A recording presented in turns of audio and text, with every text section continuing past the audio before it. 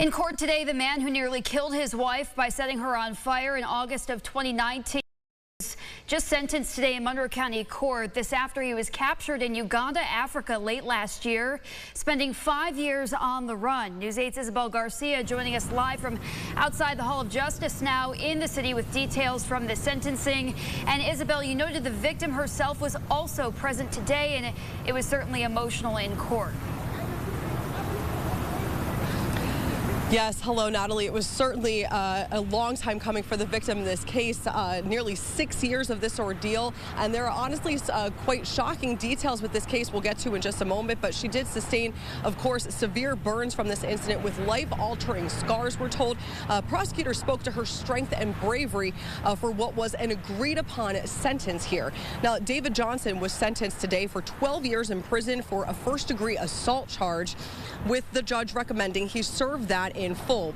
In the courtroom today, prosecutors say while this was an agreed-upon sentence, it does not take away from the seriousness of this crime, especially as it relates to domestic violence. Now, the people noted the victim wanted to move on with her life, but he would not let her, not only fleeing the state, but the country soon after the crime was committed. He also, we're told, was married while he was in Uganda and also had 2 kids there. Now, she could not get a divorce during this time. He was on the run, but once he was captured, she didn't want him to end his life in prison. We're told she just wanted accountability. Now, Johnson addressed the court himself today as well. He explained that he had a son commit suicide in May of that year. He also lost a brother and a nephew. Certainly a lot of hardship he was dealing with. Johnson's also a former pastor, business owner, and ran a nonprofit here in Monroe County. And he said the night of the crime, he, quote, was like a volcano and erupted.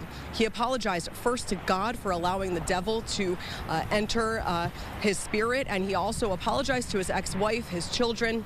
And the judge actually did not accept his apology. And for the victim, she says she's mainly been seeking closure for this now 6-year ordeal. I don't think he'll do anything to make it better.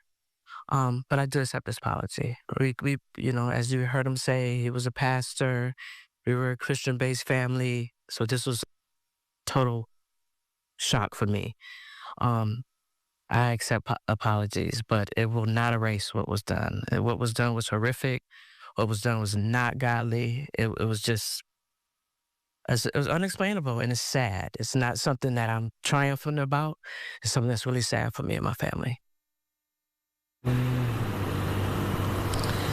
Certainly a long-time chapter that she can now close as she looks ahead to the future. She also tells us she is looking forward to going back to school.